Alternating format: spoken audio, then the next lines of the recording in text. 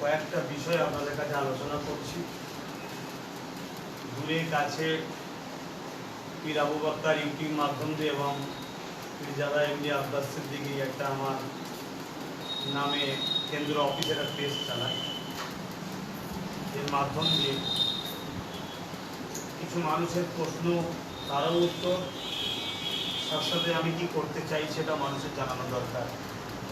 এবং আপনারাও যারা এসেছেন আপনাদের ঘরেও কিছু কথা বোঝাতে চাইছি।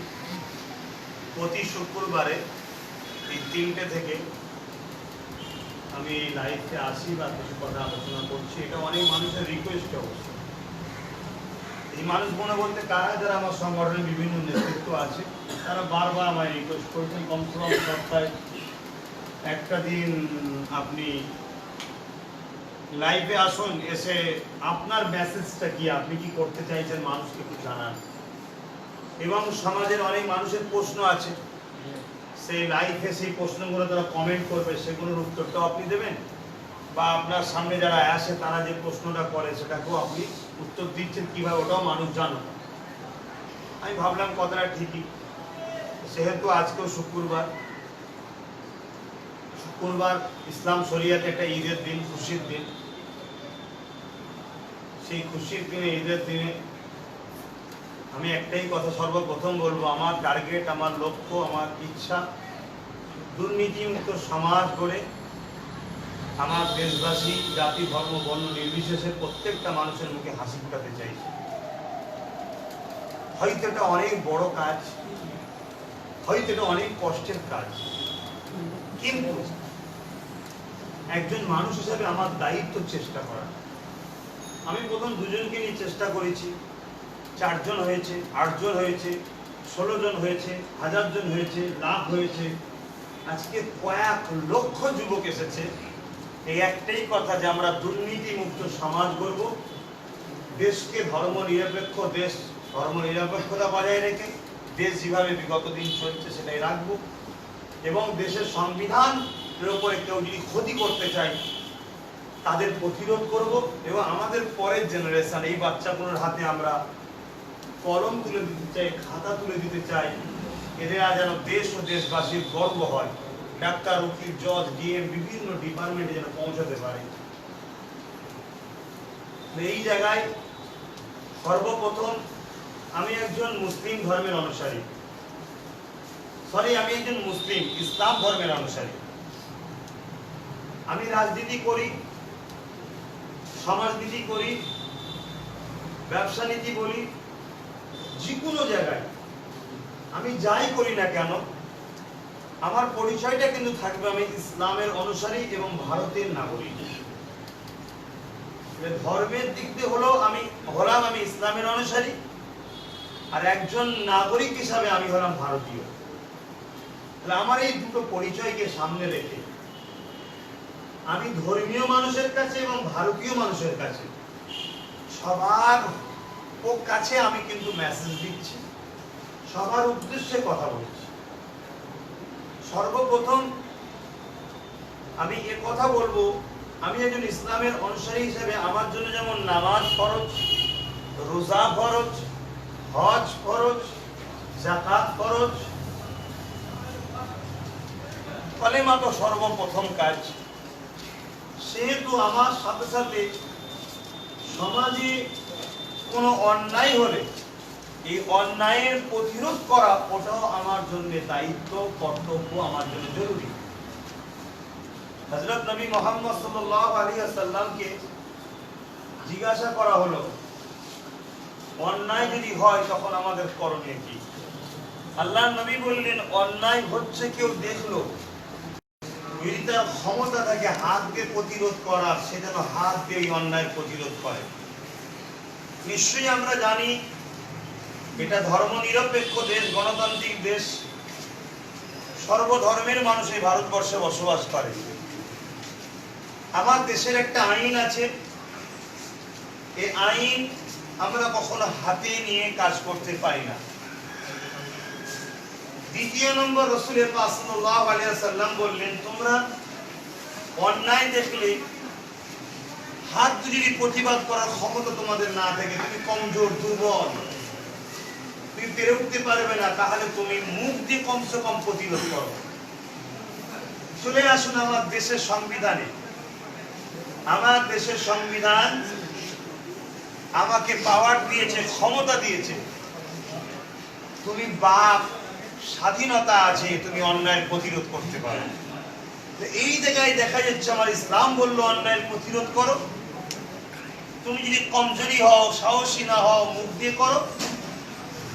আর আমার দেশও আমাকে বলেছে প্রত্যেকটা মানুষ তার স্বাধীনতা আছে, তার কথাকে প্রস্তাব করতে পারে। এই জায়গায় দাঁড়িয়ে থেকে বর্তমান আমি দেখতে লেগেছি যেভাবে মুসলিম, Dalit, Adivasi, civil caste, civil cry, Hindu, গরিব মানুষদের উপরে যেভাবে অত্যাচার জুলুম হচ্ছে, ৭৩ বছরে 10% মানুষ যেভাবে শোষণ করছে, ইতিহাস পড়ে বা বর্তমান চোখে দেখে আমি উপলব্ধি করেছি এই অন্যায়ের প্রতিবাদ করা, এই অন্যায় থেকে মানুষকে বাঁচানোর জন্য সুব্যবস্থা তৈরি করা যেমন আমার ইমানি দায়িত্ব, আমার নেতা হযরত মুহাম্মদ সাল্লাল্লাহু আলাইহি ওয়াসাল্লাম আমাকে করতে বলেছে একটা যেমন কাজ, অপরদিকে আমার দেশের সংবিধানও আমাকে বলেছে তুমি যদি প্রকৃত দেশের সৈনিক হও, প্রকৃত দেশপ্রেমিক হও, দেশের যদি সন্তান হও, তাহলে তোমার উচিত হবে দেশের নাগরিকের নিরাপত্তার জন্য তোমাকে কথা বলতে হবে। তাই আপনাদের সামনে এবং সোশ্যাল মিডিয়ার মাধ্যমে, পীরজাদা এমডি আব্বাস সিদ্দিকী ফেসবুকের মাধ্যম দিয়ে, বিএপিএস এর মাধ্যমে আমি সমস্ত মানুষ যেখানে আছেন সবাইকে সজাগ করতে চাইছি যে অন্যায় দেখলে প্রতিরোধ করা এটা আমার ধর্মীয় কাজ এবং ভারতীয় হিসাবে ভারতীয় কাজ, সাংবিধানিক কাজ। আজকে আমি যখন দেখলাম এই ভারতবর্ষে মুসলিমদের ঘরে ৭৩ বছর ধরে বড় পরিকল্পিতভাবে শিক্ষাতে, স্বাস্থ্যেতে, কর্মতে সর্বদিক দিয়ে পিছিয়ে রাখা হচ্ছে, অথচ যারা পিছিয়ে রাখছে তারা নিজেদের গদিকে শক্ত করার জন্য যে দুর্নীতি করছে, এই দুর্নীতির কিন্তু প্রথম সারিতে যাদের ঘরে দিয়ে করাচ্ছে তারাই আবার কিন্তু মুসলমান।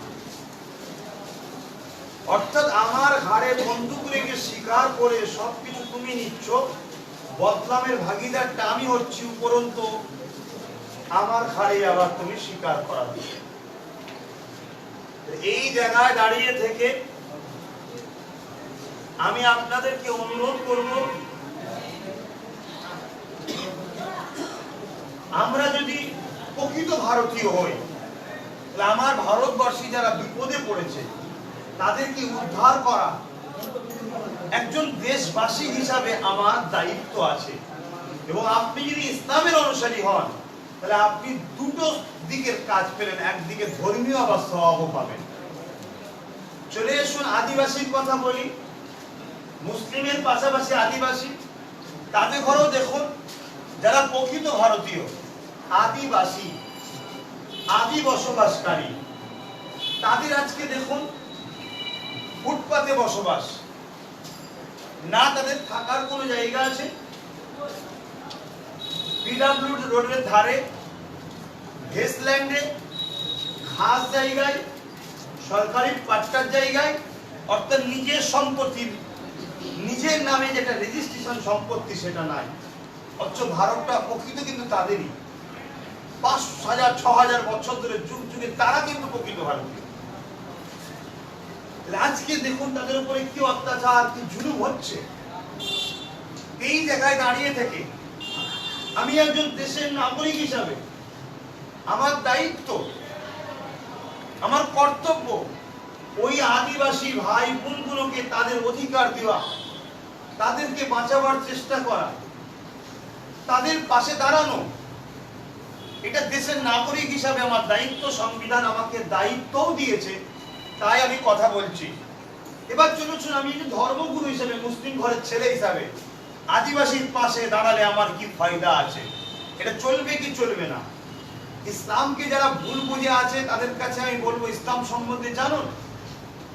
আমার ইসলাম আমাকে বলেছে লা ইয়ারহামুল্লাহু মান লা ইয়ারহামুন নাস, যে মানুষের উপরে দয়া করে না, সৃষ্টিকর্তার দয়া সে পাবে না। তাহলে আদিবাসীরা মানুষ না মানুষ নয়? সেহেতু ওনাদের পাশে দাঁড়ানোটাও এটা আমার ইসলামীয় একটা দায়িত্ব, আর আমার দেশবাসী হিসাবে ওটা একটা দায়িত্ব। চলে আসুন দলিতদের কথা, যে ডক্টর বাবা সাহেব আম্বেদকর, যিনি আমার দেশবাসীকে এই অধিকারটা দিয়েছে যে একজন রাজারও একটা ভোটের যেমন দাম আছে, ফুটপাতের ভিখারিটার ভোটের দাম কিন্তু সমান। ও রাজা বলে ভোট দিলে ডবল ভোট হবে, এ ভোট দিলে একটা ভোট হবে, তা না, উভয়েরই এক ভোট, এক সমান, এক মর্যাদা। কিন্তু আজকে সেই বাবা সাহেব আম্বেদকরকে, তার সংবিধান কি এবং তার মান্যওয়ালা যাদেরকে দলিত বলা হয়, আজকে সেই দলিতদের স্থান কোথায়? মিডিয়া খুললে দেখা যায় ইউপি থেকে শুরু করে রাজস্থান থেকে শুরু করে বিভিন্ন জায়গায়, আমার বাংলাতেও দলিতদের অধিকার নাই। ভোটের সময় একসাথে হিন্দু করা হয়, আর দলিতদের ঘরে তাদের কোনো পাত্রে ছোঁয়া বা মন্দিরে ঢোকার কোনো ইজাজত দেওয়া হয় না। তাদের উপরে অত্যাচারে স্টিল লড়াই চালাচ্ছে, তাদের ঘরেও চাকরিতে, কারবারে, স্বাস্থ্যে, এডুকেশনে সর্বদিক থেকে বঞ্চিত করে রেখেছে। এই জায়গায় আমি একজন দেশবাসী হিসাবে আমার দায়িত্ব, মানবতার দায়িত্ব, দেশবাসী হিসেবে, দেশপ্রেমিক হিসাবে দায়িত্ব, আমার আদিবাসী দলিতদের হয়ে, এসটি এসবি প্রকৃত বঞ্চিত মানুষের হয়ে কথা বলার দায়িত্বটা আমার কর্তব্য। ধর্মের অ্যাঙ্গেলেও যদি যান, ওটাও আমার দায়িত্ব। ধর্ম আমাকে বলেছে যে তুমি যদি সৃষ্টিকর্তা, সৃষ্টিকে সেবা করো, সৃষ্টিকর্তা তোমার দায়িত্ব নেবে।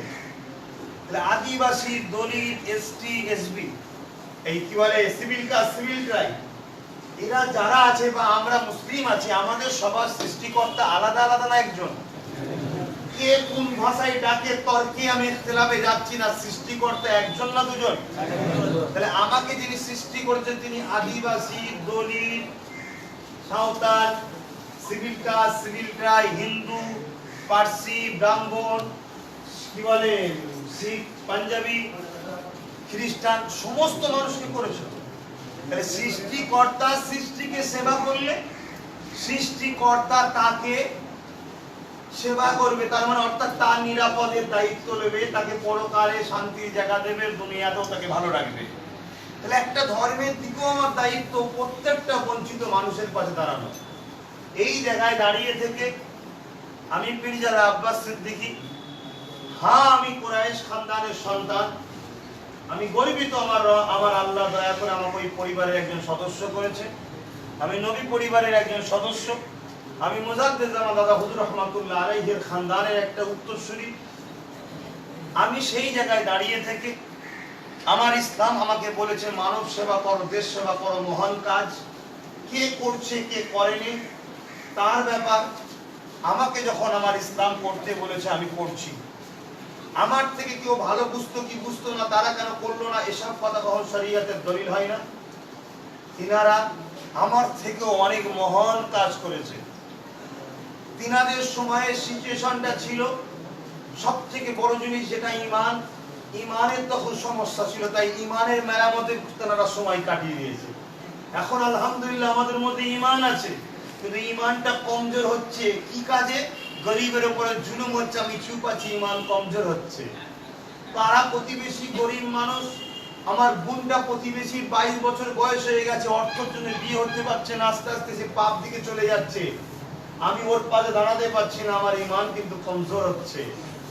আমার পাড়া প্রতিবেশীর 90% নম্বর পেয়েছে, গরিবের ছেলে, ভ্যান ছেলে, এখানে দিনমজুরি করে খায়, সেই ছেলেটাকে ভালো জায়গায় পড়াশোনা করালে যে ডাক্তার, জজ, উকিল হতো, বড় জায়গায় পৌঁছাতো, তাকে পৌঁছাবার জন্য আমি ব্যবস্থা করতে পারছি না, চুপ করে বসে আছি, ভাবছি আমি চেষ্টা করলে পারবো। এটা কিন্তু ইমানের কমজোরি হচ্ছে। কেন? ওই রাসূল বললেন অন্যায় দেখলে প্রতিরোধ যদি না করো ইমান থাকবে না। আর শেষ অপশন রাসূল বললেন যে তোমার মুখ দিয়ে প্রতিবাদের ক্ষমতা না থাকে, অন্তর থেকে কমসে কম ঘৃণা করো। তাহলে বর্তমান সময়ে যারা গরিব, মুসলিম, দলিত, আদিবাসী, পিছিয়ে পড়া মানুষকে যারা লুটছে, সে রাজনীতির নেতা সেজে হোক, পাড়ার মোড়ল সেজে হোক, প্রধান সেজে হোক, কোনো পাওয়ার নিয়ে হোক, তাহলে আমাদের যদি ইমান যার পরিমাণ থাকে, যদি ক্ষমতা থাকে হাত দিয়ে প্রতিরোধ করতে হবে। গণতান্ত্রিক দেশে ওটা সম্ভব নয়, আইনকে হাতে নিয়ে যাবে না, তাই মুখ দিয়ে প্রতিবাদ করতে হবে। এটা গণতান্ত্রিক দেশে আমার দেশের সংবিধানও বলেছে। 3 নম্বর হলো, যদি মুখ দিয়ে করার ক্ষমতা না থাকে, কমসে কম এখান থেকে ঘৃণা করো। অন্যায়কারীকে সাপোর্ট করা অন্যায়কারীর মতনই পাপ হবে। অন্যায়কারীকে ভোট দিয়ে ক্ষমতায় আনা, ও ক্ষমতায় এনে অন্যায় করে যে পাপ অর্জন করছে, ওকে ক্ষমতায় আনার জন্য আপনিও পাপী হবেন। এই জায়গায় দাঁড়িয়ে থেকে দুটো সাইডে আমার দায়িত্ব। একটা ধর্ম, ইসলাম ধর্মের ধর্মগুরু ঘরের ছেলে হিসেবে আমার একটা বড় দায়িত্ব, আমার মুজাদ্দেদ জামানের ফলোয়ারদের, মান্যওয়ালাদের, মুসলিম মানুষদেরকে বোঝানো ধর্মীয় দিক দিয়ে, যাতে করে এরা জুলুম অত্যাচারীকারীদের থেকে সরে থাকে। এটা একটা দায়িত্ব। আর একটা দায়িত্ব আমার মাথার উপরে আছে, আমি একজন ভারতের নাগরিক হিসাবে আমার দেশবাসীর উপরে যারা জুলুম করছে তাদেরকে নাগরিক হিসাবে বাঁচাবার চেষ্টা করা। তাহলে আমি দুই দায়িত্বের অংশগ্রহণ করছি।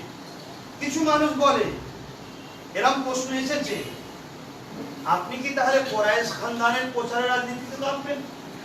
আপনি তাহলে কি পীর সাহেবদের প্রচারের রাজনীতিতে নামবেন? আরে গান্ধী পরিবার যদি গান্ধী পরিবারের অ্যাড করতে পারে, কেউ যদি তার বিভিন্ন জিনিস অ্যাড করতে পারে, সবচেয়ে বড় কথা হচ্ছে যিনি বর্তমান পশ্চিমবাংলার নেত্রী, তিনাকে যথেষ্ট ফুরফুরা দরবার শরীফের পক্ষ থেকে ভালোবাসা, গুরুত্ব, পক্ষপাতিত্ব সবটাই বলতে পারি, কম বেশি কেউ না কেউ তো করেছে। প্রকাশ্য হোক ভেতরে হোক সবার কিন্তু একটা সহযোগিতা কম বেশি ছিল। তিনিও ফুরফুরার তাবিজ দেখিয়ে যদি রাজনীতি করতে পারে, ফুরফুরার রেল দেখিয়ে যদি রাজনীতি করতে পারে, ফুরফুরায় উন্নয়ন পরিষদ করবো বলে যদি রাজনীতি করতে পারে, আমাকে যেটা সৃষ্টিকর্তা দিয়েছে, আমি কোরাইশ খানদানের বাচ্চা, নবী বলছেন কোরাইশের নেতৃত্ব মানতে হবে, এটা বলাতে আপত্তি কোথায়? মানুষ যদি ভুল রাস্তায় না চলে যায়, তাকে সৎ রাস্তায় আনার জন্য আমার কাছে যখন ইসলামিক রাস্তাতেও রাস্তা আছে, আমি কেন বলতে পারি না মানুষকে যে চলে আসো, একদিন কোন কোরাইশ রাজনীতির প্রকাশ্য নেতৃত্ব দেয়নি, ডাল উডাল করেছো। তুমি যদি মোস্তফা জানের রহমতের গোলাম হও, তোমার সর্বপ্রথম দায়িত্ব তোমাকে কোরাইশের নেতৃত্ব মানতে হবে। দ্বিতীয় নম্বর, তুমি একজন ভারতের নাগরিক হিসেবে তোমাকে তোমার দায়িত্ব একজন সৎ চরিত্রবান লোকের পাশে দাঁড়াতে হবে, যার দ্বারা কখনো ধোঁকা হওয়া সম্ভব হয়নি, বিগত দিন কেউ ধোঁকা তোমায় দেয়নি। এটা আমার প্রচার করাতে বলাতে আপত্তি কোথায় আসছে?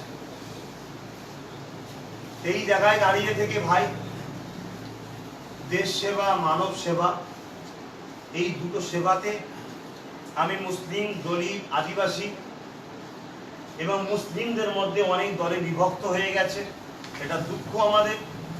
সেই সকল জামাত দলের লোকেদেরকে বলবো, এই দুটো শর্তে আমরা এক জায়গায় হতে রাজি আছি। আপনারা যদি চান আগিয়ে আসতে পারেন, আমার দরজা খোলা রয়েছে। আমি আপনাদের ঘরে যথাযথ মর্যাদার সাথে আপনাদের সঙ্গে দেশ ও দেশবাসীকে বাঁচাবার স্বার্থে কাঁধে কাঁধ মিলিয়ে, হাতে হাত মিলিয়ে বন্ধুত্ব করতে রাজি আছি। আমার দলিত ভাই, আমার আদিবাসী ভাই, আমার পিছিয়ে পড়া হিন্দু ভাই, যে যেখান থেকে দেখছেন, যে যা সংগঠন করেন, ছোট খাটো বড়, আসুন 10 টাকা, 5 টাকা, 2 টাকা, 4 টাকা, 20 টাকা, 15 টাকা, সবটা এক জায়গায় করলে একদিন 100 টাকা কমপ্লিট হয়ে যাবে। আমি সবাইকে ওয়েলকাম জানাচ্ছি, দুটো শর্তে, দেশ ও দেশবাসীকে বাঁচাবার স্বার্থে। কারণ আমাদের সামনে সব থেকে বড় ভয়ঙ্কর জিনিস হচ্ছে, আমাদের সামনে সব থেকে ভয়ঙ্কর জিনিস হচ্ছে এখন এনআরসি। এনআরসি আমাদের সামনে সব থেকে ভয়ঙ্কর জিনিস। এই এনআরসি কত বড় যে ক্ষতিকারক দেশ ও বিশেষ করে বাংলার মানুষের জন্য, এটা আমার আদিবাসী ভাই, দলিত ভাই, মুসলিম ভাই, গরিব হিন্দু ভাই, আপনাদেরকে আমি অনুরোধ করছি, ঠান্ডা মাথায় একটু বুঝুন।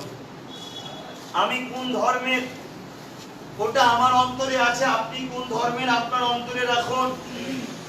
আপনি ভারতীয়, আমি ভারতীয়, আপনি যে পুরুষ থেকে শুরু জন্ম, আপনার যে মহিলা থেকে আপনারও শুরু জন্ম, আমারও সেই পুরুষ সেই মহিলা থেকে জন্ম। আপনারও প্রথম বাপ পৃথিবীর যিনি, আমারও প্রথম বাপ পৃথিবীর তিনি। আপনারও প্রথম মা পৃথিবীর যিনি, আমারও প্রথম মা পৃথিবীর তিনি। আমরা দুনিয়ায় এসে আপনার কোনটা ভালো লেগেছে আপনি চলে গেছেন, আমার যেটা ভালো লেগেছে আমি সে ধর্মে চলে গেছি। কিন্তু আমাদের সবার শুরু কিন্তু এক নারী এক পুরুষ থেকে। এই জায়গায় মাথায় রেখে আমি ভিক্ষা স্বরূপ অনুরোধ করছি, কমসে কম মিশবেন না মিশবেন পরের কথা, আসুন আমরা এক টেবিলে বসে একবার মিটিং তো করি দেশ ও দেশকে বাঁচাবার স্বার্থে। আর আমি দেশকে এত বাঁচাতে চাইছি কারণ আমার দুটো, একজন দেশবাসী হিসেবে আমার দায়িত্ব, দ্বিতীয় হলো আমি একজন ইসলাম ধর্মের অনুসারী। আমার নেতা তার দেশের জন্য কেঁদেছে, তিনার দেশ ছিল মক্কা, মক্কার জন্য কেঁদেছে। অর্থাৎ আমার নেতার প্রত্যেকটা কাজ আমাকে ফলো করতে হবে, আমিও আমার দেশের জন্য কাঁদবো। তাই আপনাদের অনুরোধ করছি, আপনারা আপনাদের এলাকার দলিত আদিবাসী পিছিয়ে পড়া মানুষকে বুঝান।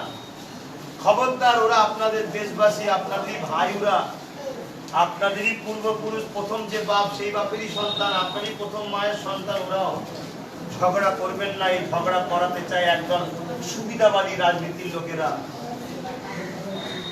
তাই আপনাদেরকে অনুরোধ করব, আপনারা একে অপরে বন্ধুত্ব করুন, মিলেমিশে থাকুন। আমার এই সোশ্যাল মিডিয়ায় যত আমার সংগঠনের ছেলে দেখছেন, আপনাদেরকে অনুরোধ করব, আগামী দিন যদি আপনার পাশের পাড়াতে বা এলাকায় কোনো অমুসলিম ভাই আপনাকে যদি ঝগড়া করে কোনো একটা চরম মরে ফেলে, আপনি দেশ ও মানুষের স্বার্থে উল্টো রিয়াকশন তাকে দেবেন না, তাকে ভাই বলে ডেকে জিজ্ঞাসা করবেন কেন মানলেন ভাই। আমি আশা করছি আপনার ওই ভাইটা একদিন জাগবে, সে আপনার বন্ধু হবে, আপনার সুখে দুঃখে সাথ দেবে। এটার নাম মানবতা। এটাই কিন্তু হযরত নবী মুহাম্মদ সাল্লাল্লাহু আলাইহি ওয়াসাল্লাম আমাদেরকে শিখিয়েছে। আমার নবী বিশ্বকে জয় করেছে প্রেম দিয়ে, সুন্দর আখলাক দিয়ে, সুন্দর আদর্শ দিয়ে, ন্যায় প্রতিষ্ঠিত করে। আজকে আমার ভারতকে পৃথিবীর বুকে সর্ব মাতাতে তুলতে গেলে আমার ভারতও সত্যকে প্রতিষ্ঠিত করতে হবে, ন্যায়কে প্রতিষ্ঠিত করতে হবে, ইনসাফকে প্রতিষ্ঠিত করতে হবে। আমাদের মধ্যে প্রেম বন্ধন একে অপর ভারতবাসীর মধ্যে রাখতে হবে, তবে আমার দেশ পৃথিবীতে এগিয়ে যাবে। না হয় আমরা 50 থেকে শুরু করে 60 থেকে শুরু করে 100 টাকা তেল, পেট্রোল, ডিজেল কিনবো, আলু পেঁয়াজ 100, 150, 200, 400 টাকা লঙ্কা কিনে, 150 টাকা লঙ্কা কিনে খেতে হবে। কিন্তু দেখা যাবে ওরা ঠিক ওদের কাজ গুছিয়ে যাবে, দেশকে লুটিয়ে যাবে। যেখানে প্ল্যাটফর্মের টিকিট ছিল 4 টাকা 2 টাকা, আজকে সেটা 50 টাকায় কাটতে হচ্ছে, তাতেও অসুবিধে নাই। প্লেন থেকে শুরু করে সব একটা একটা চলে যাচ্ছে, কিন্তু আমরা এখানে নিজেদের মধ্যে দেশবাসী খেয়ে করে যাচ্ছি, মারপিট করে যাচ্ছি। আমি একজন আঞ্চলিক গ্রামীণ মানুষ ভাই, আমার ভাষা হয়তো একটু আঞ্চলিক ভাষা হবে, অত শুদ্ধ ভাষা না, তবে মনটা কিন্তু শুদ্ধ আছে। শুদ্ধ ভাষা বলে কাউকে জবাই করার থেকে যদি আঞ্চলিক ভাষা বলে কাউকে বাঁচানো যায়, মনে করি এটাই শ্রেষ্ঠ, এটাই শ্রেষ্ঠ। তো যাক, আজকে প্রথম আসলাম, আমি প্রতি শুক্রবারে আসবো। আশা করছি আপনারা আমার কথা বুঝতে পেরেছেন। 2021-এর বিধানসভাতে দেশ সেবা, মানুষ সেবার জন্য আমি আব্বাস সিদ্দিকী রাজনীতি প্ল্যাটফর্মে আসছি অলরেডি, তার জন্য প্রচার শুরু হচ্ছে। বর্তমান আমি যে সংগঠন চালাই, গুরপ্রাসা আহলে সুন্নাত ওয়াল জামাত, এই সংগঠনের ব্যানারটা কিন্তু রাজনীতির ব্যানার নয়। এই সংগঠন কোনদিন রাজনীতি করবে না, এই সংগঠনের মেম্বার যারা তারাও রাজনীতিতে আসবে না, কিন্তু এনারা ভোট দেবে আমার কথা। আমি যে রাজনীতির দলটা তৈরি করব বা সাপোর্ট করব, তাকে ভোট দেবে, আমি যাকে দিতে বলবো। কথা মাথায় ঢুকছে? অতএব প্রতিটা জাতি, ধর্ম, বর্ণ নির্বিশেষে সবাইকে আমি আমন্ত্রণ জানাচ্ছি, আসুন দেশ সেবা, মানব সেবা, এই দুটো শর্তে। মুসলিম সমাজের মধ্যে কিছু ভুল বুঝাবুঝি আমাদের জুজিয়াত মসলাতে আছে। ইসলামের মূলে আমাদের কোনো ইখতিলাফ নাই, জুজিয়া মসলাতে যে ইখতিলাফ আছে যাদের সঙ্গে, তিনাদের উদ্দেশ্য করে বলবো, দেশ সেবা ও মানব সেবা এই দুটো জায়গাতে আমরা আসুন এক জায়গায় হই। তাই আগামী দিন এনআরসিটা যে কঠিন জিনিস, আপনারা যেন ঠান্ডা মাথায় ভাবুন, 2003-এ এই একটা তৈরি হয়েছে, এতে সই করেনি এমন কোন দল, এই যে বর্তমান যে বড় বড় দলগুলো আছে, বাম, কংগ্রেস, টিএমসি, এরাও সই করেছে। শুধু বিজেপি একা যে করেছে তা না, এরাও সই করেছে। তাহলে এই জায়গায় দাঁড়িয়ে থেকে কারোর উপর তো ভরসা করতে পারছি না, তাহলে এমন একটা দলের উপর ভরসা করবো যারা সই করেনি, সেই দল তো বাংলায় নাই। তাই বাধ্য হয়ে নিজেরা মুসলিম, দলিত, আদিবাসী এক জায়গায় হয়ে আমরা একটা সেকুলার ফ্রন্ট তৈরি করে আমরা একটা দল তৈরি করব। এনআরসির হাত থেকে সর্বপ্রথম আদিবাসী, দলিত, মাতুয়া, মুসলিম সমাজের গরিব মানুষকে বাঁচানো দরকার। খুব ঠান্ডা মাথায় বলুন, এনআরসি হলে সব থেকে বেশি যারা বিপদে পড়বে তারা হলো মাতুয়া সম্প্রদায়। মাফ করবেন, আমার কথা এই মাতুয়া ভাইদের খারাপ লাগে, মাফ করবেন, কিন্তু আপনাদের ভালোবাসায় বলছি। ভালোবাসায় আমার কোনো কাজ যদি ভুল হয়ে যায় ধরিয়ে দেবেন, কিন্তু গালিগালাজ করবেন না। গালিগালাজ করাটা ভদ্রের পরিচয়। সেই জায়গায় মাতুয়া ভাইরা সবচেয়ে বড় বিপদে পড়বে। আর মাতুয়া ভাইদের ঘরে যদি প্রকৃত এনআরসিতে নাগরিক দিয়াই হতো, এতই যদি দরদি হতো, তাহলে মাতুয়া ভাইরা আজকে ভূমি পুজোতে পানি আর মাটি পাঠিয়েছিল, সেটা কিন্তু গ্রহণ করা হয় না, এদেরকে অপমান করা হয়েছে। কেন? এটা নিচু জাতিরা, এদেরকে বলা হয় নিচু জাত, অর্থাৎ এদের ওপরে উঠার কোনো অধিকার নাই। দ্বিতীয় নম্বর কথা হচ্ছে বিপদে পড়বে আদিবাসীরা। কেন? তাদের নিজেদের জায়গার কোনো দলিল দেখাতে পারবে না, যেগুলো আছে সব পাট্টা, ডিবিসির জায়গা। কথা বুঝে আসছে? 3 নম্বর মুসলিম আপনারা। কেন? আপনাদের কাগজপত্র দলিল থাকার পরও আপনারা বিপদে পড়বেন। বাবরি মসজিদের সব থাকার পরও যদি মসজিদ ইনসাফ না পায়, আপনার দলিল কাগজ থাকার পরও আপনি ইনসাফ পাবেন, এটা ভাবছেন। এই জায়গায় দাঁড়িয়ে থেকে আমি আপনাদের অনুরোধ করব, আসুন আমরা সবাই দেশ ও দেশবাসী, এই ভারত আমাদের ছিল, আছে, থাকবে। কারো ভিক্ষায় কারো দয়াতে আমরা ভারতের বেশি নাই। আমরা নিজেদের ভারতকে নিজেরা করেছি, নিজেরা স্বাধীন করেছি, নিজেরা নিজেদের কৃতিত্বে বেঁচে আছি। নিজের ভারতে গর্বের সাথে আগামী দিন বেঁচে থাকবো। আমাদের বাচ্চারা মসজিদে আযান শুনে ইফতার করবে। যে ধর্মের ভাইরা যে ধর্মের শিক্ষা দিচ্ছে, তার বাচ্চারা তাদের ধর্মের কালচার নিয়ে চলবে, তারা তাদের মতো করে কিভাবে থাকবে, তাদেরও সেটা স্বাধীনতা। তবে আমি সবাইকে দাওয়াত দেবো, সবাইকে বলবো যে আসুন আমরা শান্তির দিকে আসি, আমরা মিলেমিশে থাকি। কিন্তু আমরা এই সুশুরিতে পা দিয়ে যদি আমরা একে অপরের মধ্যে ঝগড়া শুরু করে দিই, আজ আপনি আমার মসজিদে যদি কারো প্রচলনায় ঢিল মেরে দেন, তাহলে তখন আমি না মানলেও আমার সমাজের কিছু লোক হয়তো সহ্য না করতে পেরে আপনার একটা কোনো ধর্মস্থানে ঢিল মেরে দিবেন। আপনার ভালোবাসায় আঘাত কিন্তু আমি দিইনি, আপনি দিবেন। আপনি যদি আমার ধর্মস্থানে আঘাত না দিতেন, তাহলে আমি আপনার ধর্মস্থানে দিতে পারতাম না। তাহলে আগে আপনি অন্যায় করলেন, স্বাভাবিক বুঝাবার জন্য বলছি। আমি যদি আমার মাকে প্রকৃত ভালোবাসি, তাহলে আমার উচিত হবে না আপনার মাকে গালি দেওয়া। কেন? আপনার কাছে আপনার মাটা প্রিয়। তাহলে আমি যখন আপনার মাকে গালি দেবো, রিয়াকশন আপনি আমার মাকে দেবেন, এটা স্বাভাবিক। তাহলে আমার মাকে কিন্তু আমিই গালি খাওয়ালাম। যদি আমি আপনার মাকে না দিতাম, আপনি আমার গালি দিতেন না। তাহলে আমি যদি প্রকৃত ইসলামকে ভালোবাসি, আমার উচিত হবে না অন্য ধর্মকে গালি দিয়ে, অন্য ধর্ম সম্বন্ধে অ্যাটাক করা। যদি করি, তাহলে ও রিয়াকশনে আমাকে দেবে, তাহলে আমি আমার ধর্মকে গালি খাওয়ালাম। যদি বলেন অনেকে তো করে, অনেকে যে যেটা পারছে করুক না, যে যেটা পারছে সেটা তার ব্যাপার, কিন্তু তারা করে কোনো ধর্ম প্রেমের জন্য করে না। তারা দুটো কারণে করে, একটা ধর্ম ব্যবসাকে টিকাবার জন্য করে, আর দ্বিতীয় নম্বর কথা রাজনীতির ফায়দা নেবার জন্য করে। তাদের এই তাদের এই কাজ মানে চরিত্রে যদি আমরা পা দিই, তাহলে আমাদের মধ্যে একটা বিরাট বড় ক্ষতি হয়ে যাবে, যে ক্ষতিটা আমার দেশের জন্য হবে। এই জায়গায় আমি অনুরোধ করলাম আপনাদের ঘরে যে আপনারা আমার কথা বুঝবেন। আজকে প্রথমবার আসলাম, প্রতি শুক্রবার দিন আমি আসবো। আপনারা যার যা জানার প্রশ্ন করবেন, দূর থেকে কাছ থেকে আমি উত্তর দেবো।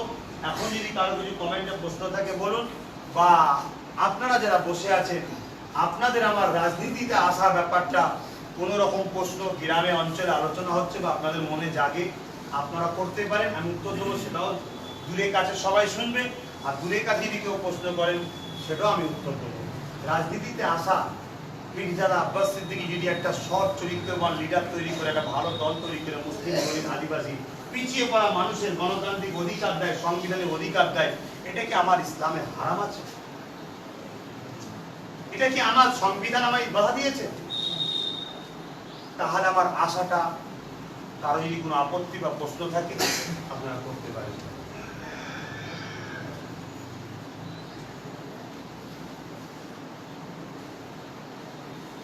অন্য ধর্মের লোকের কাছ থেকে একটা প্রশ্ন সেটা সামনে আসছে যে আপনার দলটা তো সেকুলার দল, তো আপনার দলের যে স্লোগানটা হবে সেটা কি তাহলে সেকুলার স্লোগান? অবশ্যই। আমি যখন দেশ সেবা করতে এসেছি, আমাকে আপনি জিজ্ঞেস করলেন যে একজন ভাই সেকুলার দল যখন স্লোগানটা কি হবে, অবশ্যই আমি যখন দেশ সেবা মানব সেবা করতে এসেছি, আমার এখানে স্লোগানটা ওটাই থাকবে, দেশ সেবা মানব সেবা স্লোগান থাকবে। এখানে কোনো ধর্মীয় অন্য কোনো মানে পাঠের স্লোগান, ধর্মীয় আরো পাঠ থাকে, সেই স্লোগান নয়। এখানে সম্পূর্ণ স্লোগান থাকবে যে স্লোগানটা দেশের সঙ্গে জড়িয়ে আছে, যে স্লোগানটা মানব সেবার সঙ্গে জড়িয়ে আছে। তবে এখানে একটা কথা বলি, ধর্ম ছাড়া মানুষ নয় এমন স্লোগান কিন্তু আমি বা আমার দলে থাকবে না যে স্লোগানটা দিতে আবার আমার ইসলামও বাধা দিয়েছে, যেখানে মানবতাকে হত্যা করা হয় বা প্রভুর সঙ্গে শিরক করা হয়, সেই স্লোগানও কিন্তু আমার সংগঠনে, আমার এই রাজনীতির দলেতে থাকবে না। আমার এই রাজনীতির দলে এমন স্লোগান থাকবে যেটা মানব প্রেমের স্লোগান, মানব সেবার স্লোগান, দেশ প্রেমের স্লোগান, দেশ সেবার স্লোগান। আমার দেশকে প্রেম করা, মানবকে প্রেম করা, দেশকে সেবা করা, মানবকে সেবা করা আমার ধর্মীয় বাধা নেই, সংবিধানও বাধা নেই।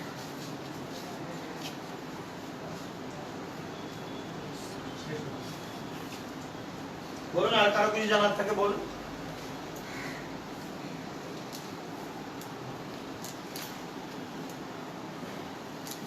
আজাদউদ্দিন প্রশ্ন করেছে আপনি কি কোনো রাজনৈতিক দলের সঙ্গে যুক্ত হবেন?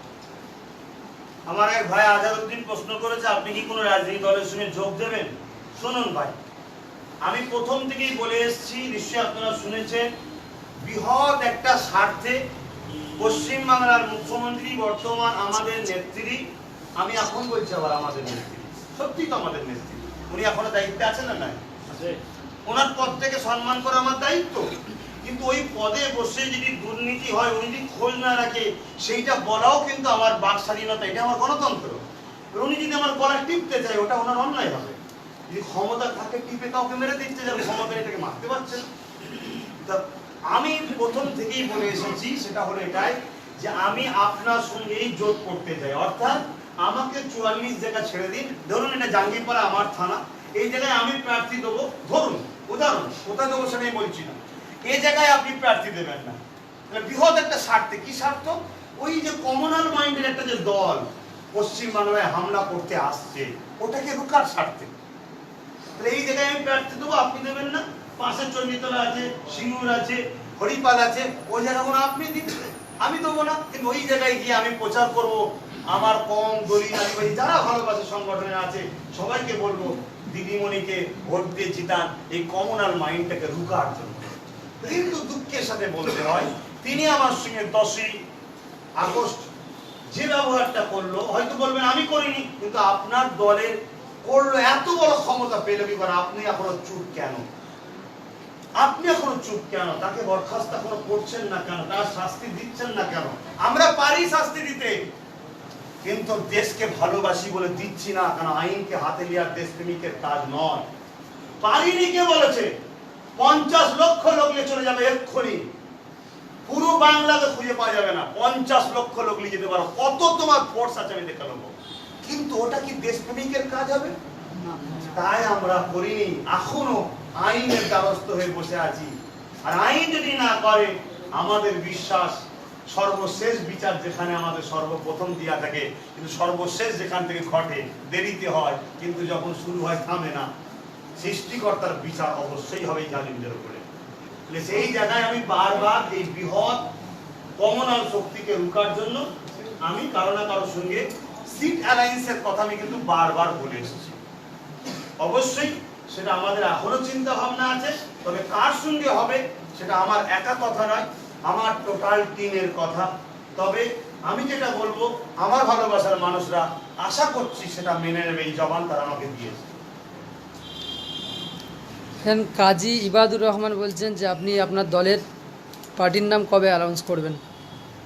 আমার লক্ষ্য হচ্ছে কলিকাতায় বিরাট বড় একটা প্রোগ্রাম করব, সেই প্রোগ্রামের মধ্যে দিয়ে জনসমুদ্রের মাঝখানে আমি আমার দলের 4টা নামের ঘোষণাটা করব। এটা আমার প্রথম থেকে সব। এতদিন যদি করোনা মহামারী না থাকতো বা এই নাটকটা যদি না হতো, তাহলে হয়তো একটা বিশাল বড় জামায়াত করে আমি একটা প্রোগ্রাম করে দিতে পারতাম। তবে সৃষ্টিকর্তার কাছে বারবার দোয়া চাইছি, এই মহামারী পৃথিবী থেকে মুক্ত করেন, আমার দেশ থেকেও মুক্ত করেন। ইনশাআল্লাহ প্রভুর দয়াতে মুক্ত হয়েছে, কিন্তু কিছু লোক নিজেদের ব্যর্থতাকে ঢাকার জন্য এখন এই করোনার দোহাই দিয়ে অনেক রকম ষড়যন্ত্র চালাচ্ছে। তবে ইনশাআল্লাহ এটাও মানুষ আস্তে আস্তে বুঝতে পারছে। তবে আমার প্রভু আমাদের সকলের সৃষ্টিকর্তা কখনো কখনো বিমার দেয় আমাদের ঘরে পরিবর্তনের জন্য, জুলুম অত্যাচার বন্ধ করার জন্য। সেটা তিনি আবার তুলে নিয়েছেন, ইনশাআল্লাহ আস্তে আস্তে কমে যাচ্ছে। খুব দ্রুত যেন সম্পূর্ণ কমে যায়, এই দোয়া প্রভুর কাছে চাই। এছাড়া মিডিয়া প্রশ্ন করছে, আপনি জেতার পর জনগণের উদ্দেশ্যে আপনার অফার কি? সব থেকে বড় অফার হচ্ছে দুর্নীতি মুক্ত একটা সমাজ গড়ে, নিউ জেনারেশনের এডুকেশন, এবং আমরা যারা বর্তমান রয়েছে আমাদের সুন্দর চিকিৎসা, স্বাস্থ্য ব্যবস্থা এবং সাংবিধানিক যে মৌলিক অধিকারগুলো আছে, শিক্ষা, স্বাস্থ্য, অন্ন, বাসস্থান, এর যে দুর্নীতি ঘোটালা হয়ে আছে, এই সব মুক্ত করে একটা স্বাধীন নাগরিক মাথা তুলে যেন সুন্দর সমাজে বসবাস করতে পারে, এই অফারটা আমার পক্ষে নিয়ে গেছে।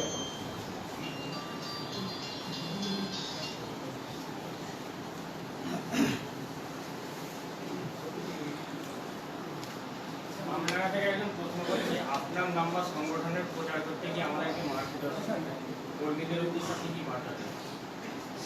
এটা খুব দুঃখজনক একটা প্রশ্ন যে আমার সংগঠনের প্রচার বা আমার নম্বর, মানে আপনার প্রচার বা সংগঠনের প্রচার করতে গিয়ে তাদেরকে মার খেতে হচ্ছে। এটা অত্যন্ত দুঃখের বিষয়, কিন্তু এর মধ্যেই একটা বিশাল খুশির খবর লুকিয়ে আছে। একটা অরাজনৈতিক সংগঠনকে একটা বর্তমান রোলিং পার্টি রাজনীতির দাস শক্তিতে ভয় খাচ্ছে, এটা হচ্ছে বিরাট একটা খুশির খবর। আর মনে রাখবেন, ব্যথা না হলে সন্তান হয় না, কষ্ট না হলে শান্তি পাওয়া যায় না। অতএব যেভাবে আমার সংগঠনের ছেলেদের ঘরে হ্যারাসমেন্ট করছে, অত্যাচার করছে, রাজশক্তি অপপ্রচার করে, এটা অত্যন্ত দুঃখজনক। এটা গণতন্ত্রকে হত্যা করা হচ্ছে।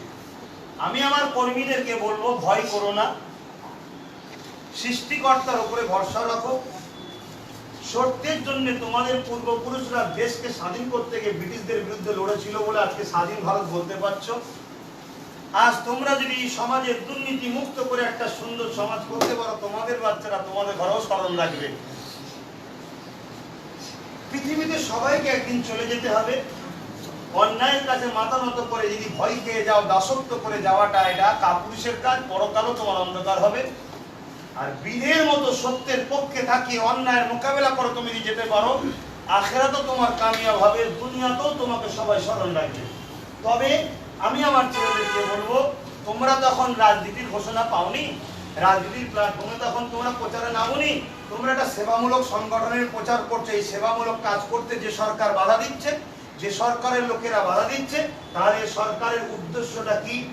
তোমাদের মৌলিক অধিকার, গণতন্ত্রের অধিকার, তোমাদের বাকস্বাধীনের অধিকার, তোমাদের বেঁচে থাকার অধিকার, সবটাই তাহলে হরণ করছে। তাহলে বিজেপির সাথে এর সাথে কতটা পার্থক্য আছে না এক হয়ে যাচ্ছে, সেটাও তোমরা ঠান্ডা মাথায় বোঝো।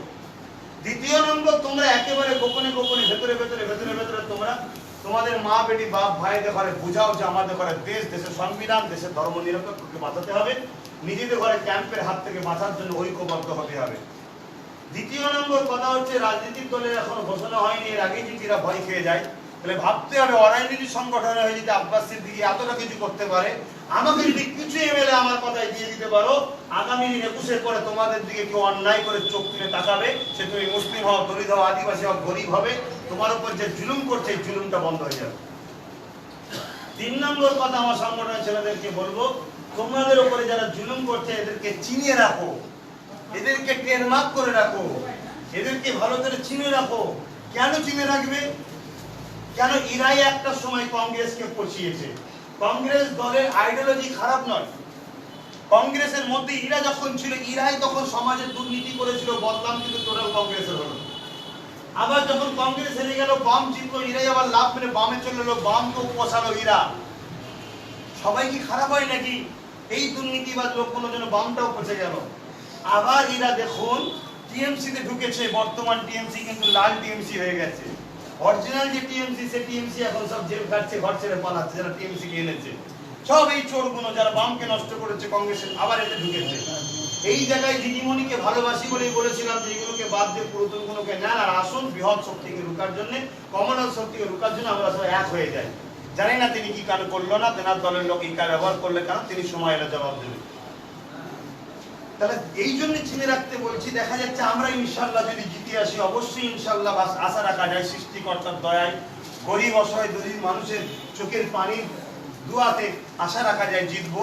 তখন দেখা যাবে এদেরকে চিনে না রাখলে এই দুর্নীতিবাজগুলো আবার এখানে ঢুকবে, তার আমাদেরও দুর্নীতির সঙ্গে দাগি লেগে দেবে। দ্বিতীয় নম্বর চিনে রাখতে বলছি কেন, ওই প্রথমেই বললাম আমার বিশ্বাস জালিমরা ধ্বংস হয়েছে, এটা ইতিহাস দেখেছি, ইতিহাস পড়েছি, পড়ে শুনেছি বা পড়েছি নিজে, কিন্তু নিজের চোখে জালিমদের ধ্বংস দেখিনি। বামফ্রন্টের শেষ জীবনের জুলুমের ধ্বংসটা দেখেছিলাম, তখন কিন্তু অতটা ঠিক রাজনীতি সম্বন্ধে বুঝতাম না বা এত মাথা দিতাম না। কিন্তু এখন আমরা সবাই যখন মাথা দিয়েছি জালিম কিভাবে ধ্বংস হয়, সেই দেখার জন্য এদেরকে চিনে রাখুন, খুব শিগগিরই এদের ধ্বংসটা কিভাবে হচ্ছে ওটা দেখবেন, এজন্য চিনে রাখতে বলছি। আমার ছেলেদেরকে আবার বলবো, অরাজনীতি সংগঠন করছো, ধর্মসেবা, মানব ধর্মপ্রেম, মানবপ্রেম, দেশপ্রেম, প্রতিটা পঞ্চায়েতে ব্লাড অর্পণ শিবির করো। কারণ আমার দেশে এখন রক্তের খুব সমস্যা, অনেক মানুষ রক্তের জন্য মারা যাচ্ছে। তোমরা মানুষকে সহযোগিতা করো, রক্ত অর্পণ শিবির করো। আর তোমাদের রক্ত যারা নিতে চাইছে তাদের ঘরে বলবে, ভাই আমার রক্ত নিস না, আমরা এমনি দেশ ও দেশবাসীর জন্য রক্ত দেওয়া অভ্যেস আছে, কিন্তু তোর রক্তই এত প্রয়োজন হয়, আমার রক্ত যদি চুষে খাবার দরকার হয়, বল কমতর লাগবে, সেটা বার করে দিয়ে দেবে। এটাই বললাম। এম বাংলাতে জানাচ্ছে সমাজে একটা কথা বুঝে আসছে, আপনার দিকে বিজেপি সুযোগ করে দিচ্ছে, এই বিষয়ে কি বলবেন? এই বিষয়ে আমি একটাই কথা বলবো যে পশ্চিমবাংলায় বিজেপি ছিল না, আসলো, এই সুযোগটা কে করেছে আগে জবাব দিন।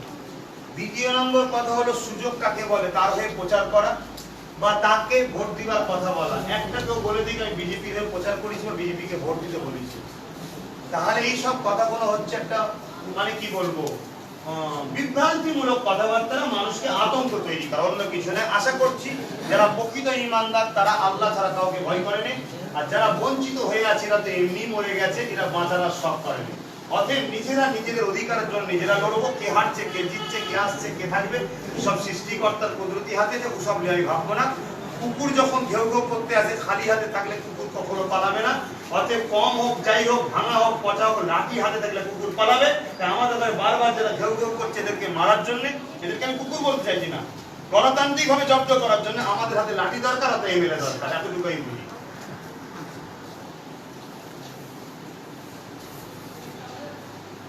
যাক, দুঃখিত আজকে আর নয়, অনেকটা হয়েছে।